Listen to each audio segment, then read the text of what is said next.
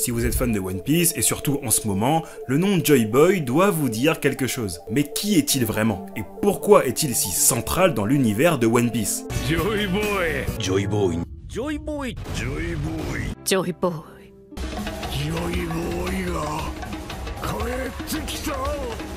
Joy Boy n'est pas seulement un personnage énigmatique, il est au cœur de l'histoire du siècle oublié et de la quête ultime pour le One Piece. Sur l'île finale de Grand Line, Laugh Tale, Roger dit de lui qu'il a laissé un incroyable trésor. Pourtant, depuis sa première mention il y a presque 500 chapitres quand même, son histoire reste l'une des plus grandes énigmes de la série. À travers cette vidéo, nous allons plonger profondément dans tout ce qui entoure Joy Boy depuis les premières informations sur lui dans le chapitre 628. Et comme ça fait longtemps qu'on ne l'a plus fait, je vais aussi présenter plusieurs théories fascinantes que j'ai soigneusement préparées pour vous aujourd'hui. Sur ce qu'il s'est réellement passé durant le siècle oublié, le rôle de Imu et la création du monde actuel de One Piece. Un bon moment plein de théories et de détails fascinants sur ce personnage qui a voyagé avec nous tout au long de cette aventure épique. Avant de plonger dans le vif du sujet, la vidéo d'aujourd'hui est sponsorisée par un sponsor que vous connaissez bien. Dans les confins de l'univers, une légende s'éveille. Honkai Star Rail, élu meilleur jeu de l'année 2023 sur Google Play, sur l'App Store et acclamé par les prestigieux Game Awards, avec plus de 100 millions de téléchargements. Un jeu qui offre une aventure épique sur PC, PS5 et mobile.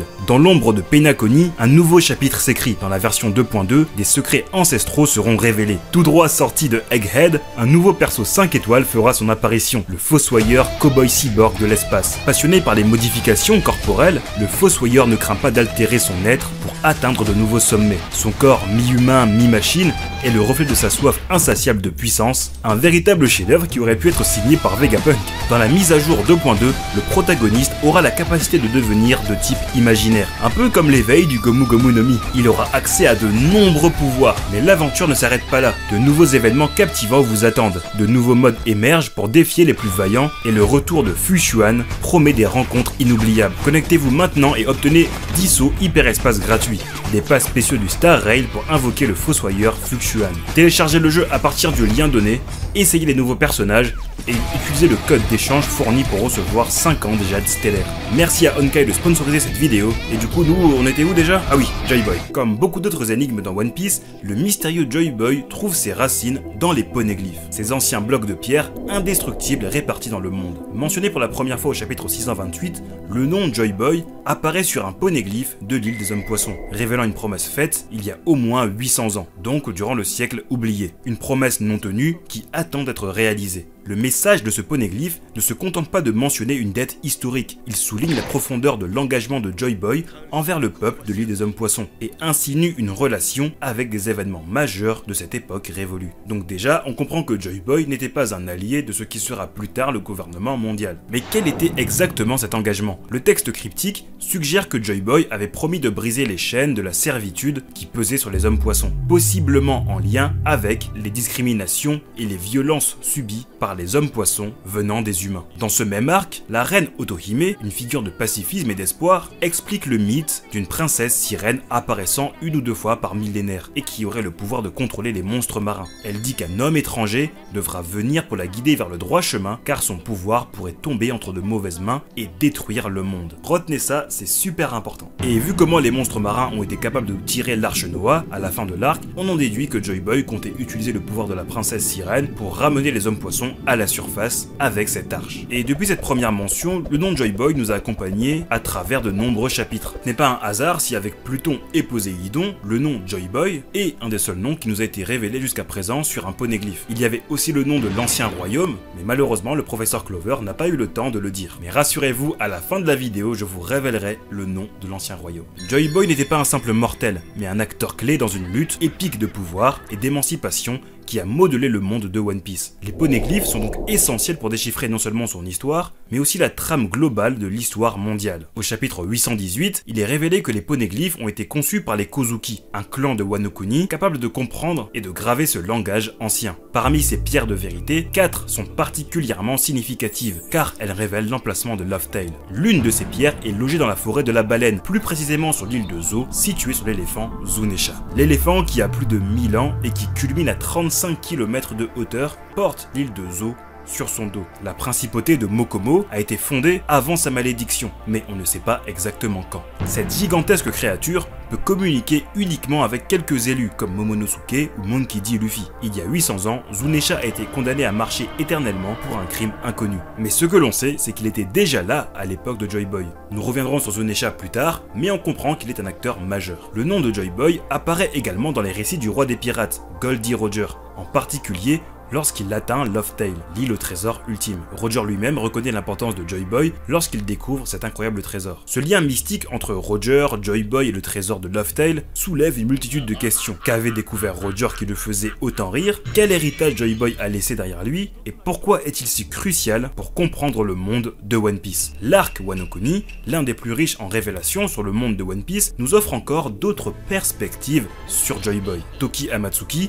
l'épouse visionnaire de Denkozuki, nous donne un indice crucial lorsqu'elle prophétise le retour de Joy Boy dans 20 ans. Cette annonce n'est pas à prendre à la légère, car elle est une personne venant du siècle oublié qui, il y a plus de 800 ans, à l'aide de son fruit du démon, le Toki Toki no Mi. Parallèlement, nous avons Kaido, l'un des 4 empereurs de la mer, qui détient lui aussi certaines connaissances sur Joy Boy. Ses paroles sur devenir Joy Boy et attendre le retour de celui-ci ne sont pas des remarques jetées au hasard. Kaido reconnaît le poids de ce nom et l'importance de l'ère qui approche, une ère où il pense que le vrai Joy Boy pourrait émerger. Mais revenons à Zunisha, l'éléphant millénaire, parce que son importance se confirmera encore lorsqu'il reconnaît Luffy comme une incarnation de Joy Boy, surtout lors de la transformation de Luffy en Gear 5. Dans cet état, Luffy ne se contente pas de gagner en force, il incarne potentiellement l'esprit et la volonté de Joy Boy lui-même via le fruit du démon du Hito Hitonomi, modèle Nika. Ces révélations ne font que renforcer l'idée que Luffy n'est pas un pirate ordinaire, mais un personnage destiné à changer le monde. Mais ça, ce n'est pas nouveau. Par contre, ce qui était nouveau est que Joy Boy avait ce même pouvoir il y a 800 ans. Le dieu du soleil, Nika, est une des révélations les plus époustouflantes de l'histoire récente de One Piece. Cette connexion entre Luffy, Joy Boy et Nika a été éclairée de manière frappante lorsque le monde a commencé à relier les points avec les indices dessinés par Eiichiro Oda, comme la pose de Luffy à Skypiea au chapitre 297, que l'auteur lui-même a décrit comme son 3e moment préféré. Le dieu Nika associé au soleil, ainsi que les dieux associés à la pluie et aux forêts, il y a 400 ans, symbolisent sûrement d'autres divinités. Dans le contexte de One Piece, le soleil a toujours été un symbole de liberté et d'espoir, particulièrement pour les peuples oppressés comme les hommes poissons. Alabasta, un autre lieu crucial, vénère également le soleil, en l'arborant même sur le drapeau de leur pays. Et les révélations du retour à la rêverie, concernant la famille Nefertari, plus précisément la reine Lily, nous font comprendre que ce n'est pas encore un hasard. Et puis dans les tout récents chapitres, le docteur Vegapunk, l'esprit le plus brillant du monde, révèle que l'apparence de Luffy est celle d'un dieu décrit dans les textes anciens. Cette révélation devient encore plus palpable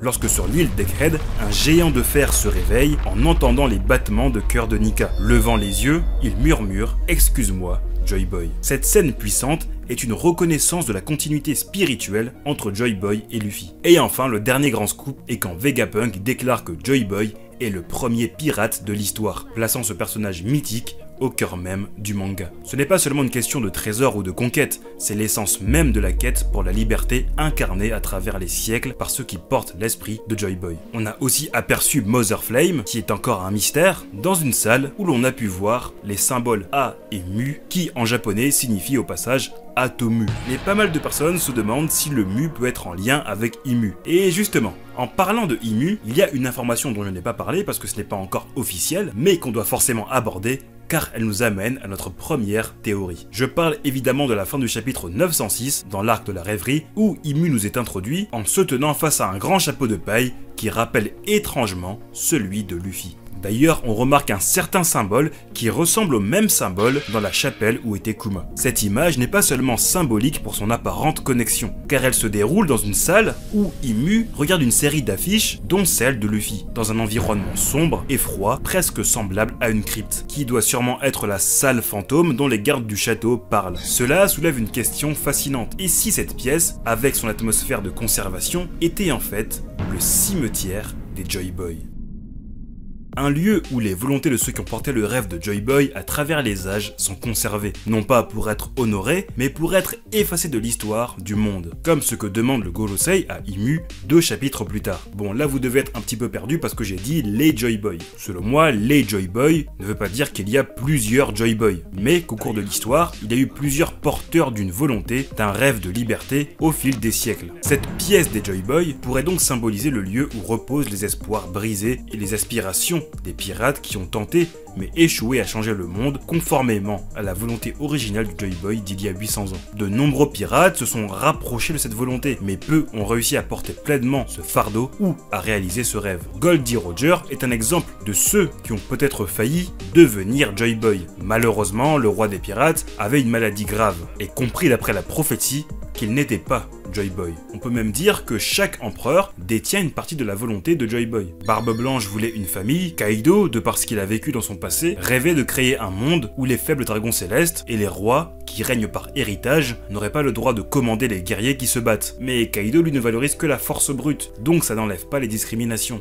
Big Mom rêve d'une nation unifiant tous les peuples, créer un lieu où tous les peuples pourraient vivre en paix, un rêve qui irait bien à Luffy, sauf que Lin Lin force les peuples à habiter sur son territoire et ne cultive pas la notion de famille. Quant à Barbe Noire, il cherche à renverser le monde, c'est Van Augur qui le dit, et on a appris qu'il voulait créer une nation de pirates officiellement reconnue. On reviendra là-dessus lorsqu'on parlera de l'ancien royaume. Ce qui me conforte dans l'idée que cet endroit est un lieu où sont enterrés les Joy Boy, c'est aussi que l'on n'a jamais eu l'occasion de voir la tombe ou un tombeau où serait enterré le corps de Roger. Pourtant dans One Piece, on a toujours vu les tombes de chaque personnage, dont la mort a du sens dans le manga. Belle-Mère, Kuina, les anciens compagnons de Brook, Ace et même Barbe Blanche. De ce fait, lorsque Imu regarde l'affiche de Luffy, ce n'est pas un simple acte de reconnaissance, mais peut-être une évaluation. Imu se demandait si Luffy avait la capacité d'éveiller le Hito Hitonomi modèle Nika. D'ailleurs dans cette case, on voit que Imu tient aussi une autre affiche dans sa main. On va y arriver. La théorie se renforce avec l'histoire du géant de fer sur Egghead, qui, après avoir entendu les battements de cœur de Nika, s'est excusé auprès de ce qu'il croyait être Joy Boy. La raison pour laquelle il a attaqué Marie-Joise il y a 200 ans pourrait être pour tenter de récupérer le corps de Joy Boy conservé dans la glace, ou simplement de récupérer le fameux chapeau de paille, car si Joy Boy est similaire à Luffy, ce chapeau de paille devait être un trésor pour lui. Mais là tu dois te dire qu'il doit y avoir un sacré nombre de personnes qui ont été proches d'atteindre la volonté de Joy Boy, vu le nombre de cryptes qu'on a dans cette pièce. L'explication selon moi est que ce n'est pas simplement un cimetière pour les bons,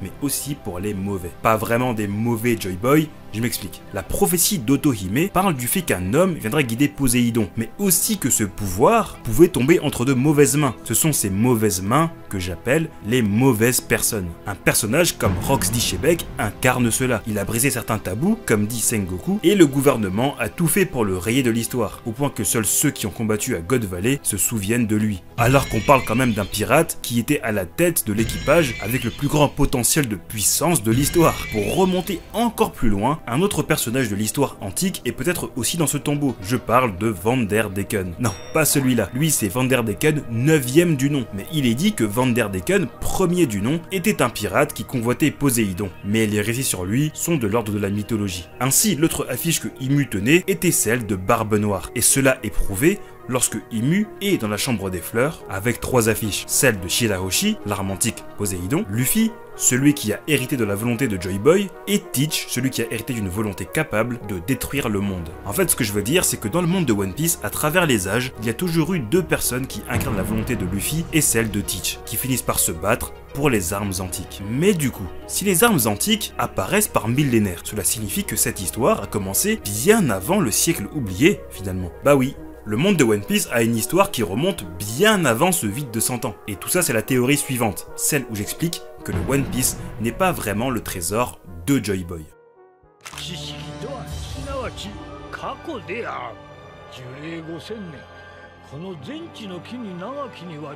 Pour comprendre pleinement la nature du One Piece, il est essentiel de se plonger dans les racines profondes de l'histoire du monde lui-même, qui remonte bien avant le siècle oublié, à l'époque de Joy Boy. Le siècle oublié n'est pas le point le plus loin qu'on connaisse dans l'histoire. L'arbre de la cognition sur l'île d'Ohara est le plus vieux vestige connu, estimé à environ 5000 ans. Cet arbre colossal a été un centre de savoir contenant d'innombrables textes et qui relate l'histoire non censurée du monde, avant que le Buster Call le fasse tomber. De même, la ville d'Alubarna, dans le royaume d'Alabasta, a été construite il y a 4000 ans. C'est c'est un autre exemple de la profondeur historique de ce monde. Actuellement, dans l'univers de One Piece, nous sommes en l'an 1524. Bien des siècles, voire millénaires, après ses constructions. Donc, si t'as bien compris, le siècle oublié se déroule de l'an 600 à l'an 700. Cette ligne du temps nous permet de contextualiser One Piece. Mais il y a un problème. Dans la vaste chronologie des One Piece, Eiichiro Oda a introduit pas mal de choses. Des personnages, des événements, des lieux, etc. Mais il y a un truc dont peu de personnes parlent, c'est le fait que dans One Piece, il y a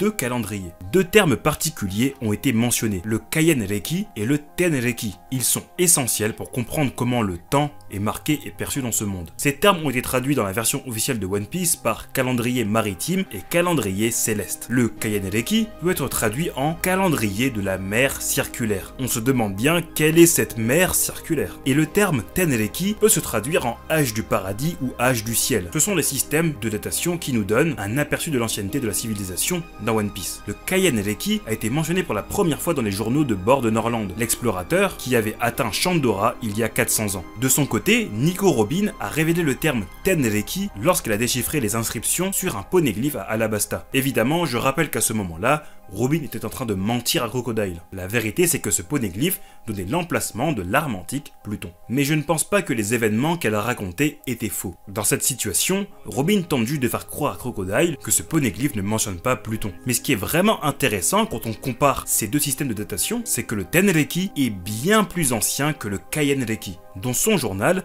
Norland dit être en l'an 1120 du Kaien-Reki. Et étant donné que nous sommes actuellement 400 ans après l'histoire de Norland, on en déduit que l'an 0 du Kaien-Reki se situe il y a 1520 ans. Alors que ce que raconte Robin a lieu en l'an 200, soit plus de 900 ans avant la datation de Norland. Donc le Ten-Reki date d'il y a beaucoup plus longtemps. Selon moi, le Ten-Reki était un calendrier utilisé bien avant dans One Piece, dans des temps et civilisations très ancienne. Mais si vous vous rappelez ce que j'ai dit plus tôt, Kaien-Reki signifie âge de la mer circulaire et Ten-Reki âge du ciel. Commençons par le terme âge du ciel. Pour moi, cela signifie simplement l'âge où il y avait une civilisation qui vivait dans le ciel, comme on l'a appris grâce aux aventures d'Ener dans l'espace. Dans cet âge, le monde de One Piece avait 6 lunes et les peuples voyageaient sur celle-ci à l'image de la reconstruction du monde par les savants de la bibliothèque d'Ohara, qui, nous le savons, étaient des archéologues très au courant de l'histoire antique. Ce globe était en fait l'âge du ciel. L'usage du Kaien-Reki symbolise donc le début de la mer circulaire, autrement dit Grand Line. Ce qui me mène à penser que Grand Line a été créé il y a au moins 1520 ans, bien avant le début du voyage de Joy Boy, il y a 900 ans. Donc, il y a très longtemps, une population datant de plusieurs millénaires vivait sur la Lune, avec des technologies très avancées et qui voyageait entre les différents satellites. Sur les fresques qu'Ener a trouvées sur la Lune, on les voit quitter ce lieu qui s'appelait Birka car il y avait un manque de ressources, et ils sont venus sur Terre. Qu'est-ce qui nous fait dire ça? Tout simplement parce que Birka est aussi le nom de l'île céleste natale d'Ener, qui est au passage aussi celle de U-Rouge que Ener a détruite. De plus, ces personnages que l'on voit sur les fresques représentent les Skypiens, les Shandia et les Bilkans. Pour moi, la fin du Ten-Reki symbolise la fin de leur monde, où il y avait toutes ces lunes pour finalement arriver sur Terre. Mais le fait que le Ten-Reki soit aussi utilisé pour compter les récits d'Alabasta, donc sur Terre, prouve que pour moi, cette ancienne civilisation très avancée est celle qui a créé le monde tel qu'il est aujourd'hui. Grand Line, ainsi que Calm Belt qui l'entoure. Pour moi, ils l'ont créé grâce à un outil d'une puissance pouvant réaliser le rêve de n'importe qui. Cet outil qu'on appelle le One Piece. Donc Joy Boy ne serait pas le créateur du One Piece, mais plutôt le premier pirate à avoir découvert cet artefact antique avec son équipage. Et en tant que bon pirate, celui qui trouve le trésor le garde. C'est pourquoi ce trésor est donc maintenant le trésor de Joy Boy. Ainsi, cet artefact antique a pu donner la capacité à l'ancien royaume, qui était très avancé, de devenir encore plus puissant et de dominer le monde. Si Joy Boy et Luffy sont les mêmes, j'imagine qu'avec cela, il a fait le bien autour de lui, et les gens le reconnaissaient via ses pouvoirs, lui donnant des cheveux blancs semblables au dieu du soleil Nika, dont il avait mangé le fruit du démon. Oui, on sait que les fruits du démon existaient déjà, car Toki, qui vient d'il y a 800 ans, possède le Toki Toki no Mi. Mais qu'est-il arrivé à cet artefact antique? Si vous avez fait attention, j'ai dit que Joy Boy avait découvert cet objet avec son équipage. Et maintenant, il faut encore plus plonger en profondeur, car cela nous mènera au nom de l'ancien royaume.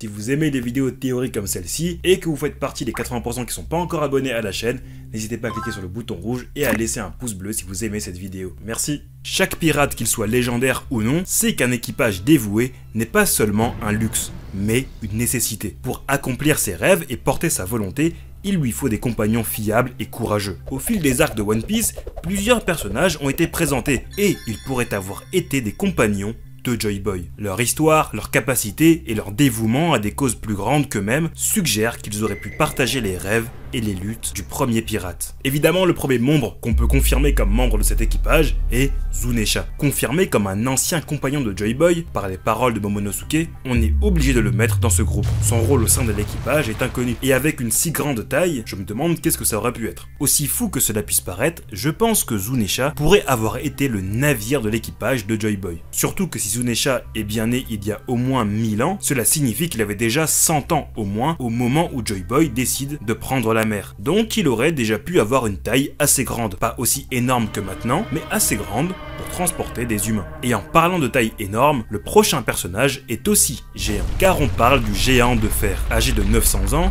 ce colosse s'est réveillé au son des tambours de la libération, lors de la transformation de Luffy en Gear 5, qui évoque le pouvoir de Joy Boy. En se levant, il s'est excusé à Joy Boy, une phrase comme on a vu précédemment, chargée d'histoire et de regrets. Ce géant n'est pas un simple vestige du passé, mais un être qui a vécu les événements marquants de cette époque lointaine, suggérant qu'il pourrait avoir été un compagnon ou un témoin clé des actions de Joy Boy. Le troisième personnage est une figure tout aussi intrigante, Nefertari Lily, la reine d'Alabasta d'il y a 800 ans. Descendante des Nefertari, une des rares familles royales à ne pas rejoindre Marie-Joise, elle porte le mystérieux Di dans son nom, signe distinctif des ennemis naturels des dragons célestes. Selon Imu, Lily a joué un rôle crucial dans la dispersion des poneglyphes à travers le monde, ce qui indique clairement son camp. Cependant, je pense qu'elle a fait partie de l'équipage de Joy Boy, pas de façon permanente, mais temporaire. Car si Imu se demande si l'action d'avoir libéré les poneglyphes était une erreur ou une action délibérée, c'est que son lien avec Joy Boy devait ne pas être officiel, comme Vivi avec Luffy. Pas mal de fans estiment qu'elle avait le pouvoir de Kuma dans le passé, car c'est un pouvoir assez pratique pour disperser les pierres à travers le monde. Surtout que dans la mini-aventure de Jinbei, un poneglyphe avait été retrouvé dans des ruines sous-marines, et sur une de ces ruines, on pouvait voir le coussinet du pouvoir du Nikyu Nikinomi. Passons au prochain personnage. Et là, c'en est un qu'on connaît plutôt bien. Il s'agit d'une membre du clan Amatsuki qui deviendra plus tard une Kozuki.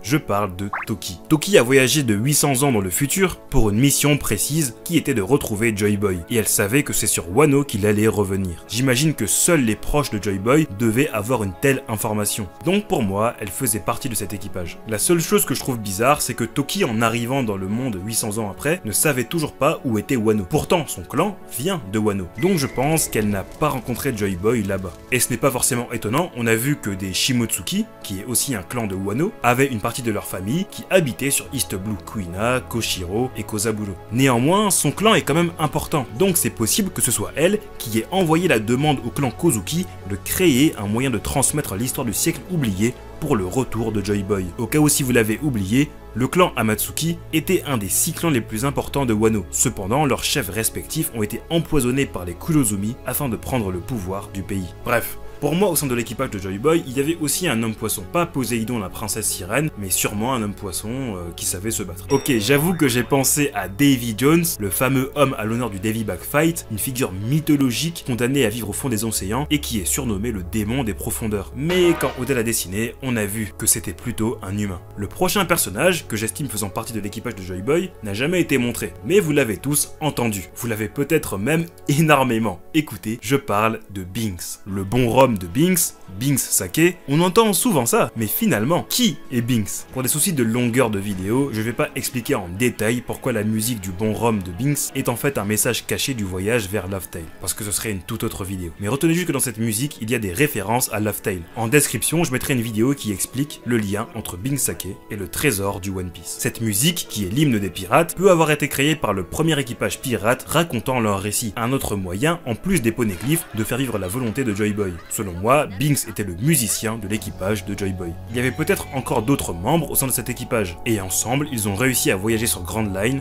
et ont trouvé cet objet antique, appelé aujourd'hui le One Piece. Grâce à cet outil, l'ancien royaume a su améliorer ses technologies avancées, et se hisser comme le plus puissant royaume. Mais contrairement à la plupart des théories, je ne pense pas que Joy Boy fut leur roi ou leur dirigeant. Car si Luffy et Joy Boy ont la même volonté, cela ne serait pas en accord avec leur façon d'être. Pour moi, le leader de ce royaume était une figure de l'ombre, une figure qui a été mentionnée plusieurs fois au cours de cette vidéo. Je parle bien sûr de Imu Nelona. Qu'est-ce qui me fait penser ça? Accrochez-vous. Depuis la mention du nom Nelona par Ivankov, et aussi le fait que le nom Imu ait rappelé certains souvenirs à Nefertari Cobra, qui ont immédiatement été stoppés par le roi du monde, j'ai toujours pensé que quelque chose se cachait derrière cela. Le nom Nelona pourrait être inspiré de Néron, un empereur romain connu pour ses complots politiques et sa cruauté, allant jusqu'à attaquer son propre empire en y orchestrant un grand incendie. Et ce qui m'a toujours étonné, c'est que jusqu'à présent dans One Piece, on a eu pas mal de civilisations et de royaumes qui ont été représentés.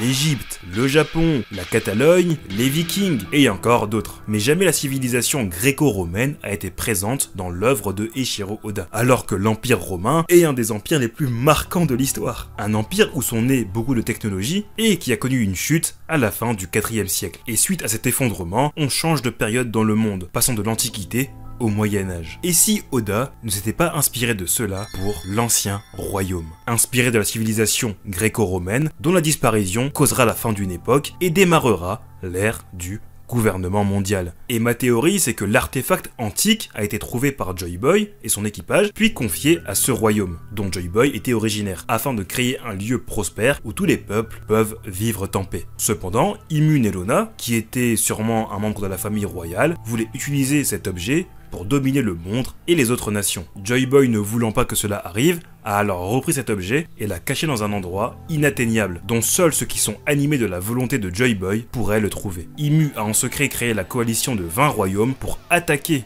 ce royaume antique avec sa propre arme qui devait être une arme similaire à Mother Flame, créant un gigantesque trou, une montée des eaux qui engloutit plusieurs îles, parce que jusqu'à présent, tout ce qu'a inventé Vegapunk a des liens avec les technologies du passé, que ce soit les Séraphins ou le Vega Force. Donc je suis sûr qu'il y avait un équivalent à Mother Flame il y a très longtemps. Et aussi, quand j'imagine toute la puissance qu'avait ce royaume, je me dis qu'il a fallu qu'il y ait un traître dans ce royaume pour qu'il perde contre le reste du monde. Mais quel serait le nom de ce royaume? Si, comme je l'ai théorisé, ce royaume serait inspiré de l'Empire romain et qu'il était à la base une volonté de Joy Boy, alors le nom de ce royaume était Romance. Romance comme Romance Down, le premier nom que Oda avait donné à One Piece. Comme le nom du premier arc de One Piece où Luffy démarre son aventure. Luffy, le dieu du soleil, est donc le début de l'aventure. Down signifie l'aube, le moment où le soleil se lève.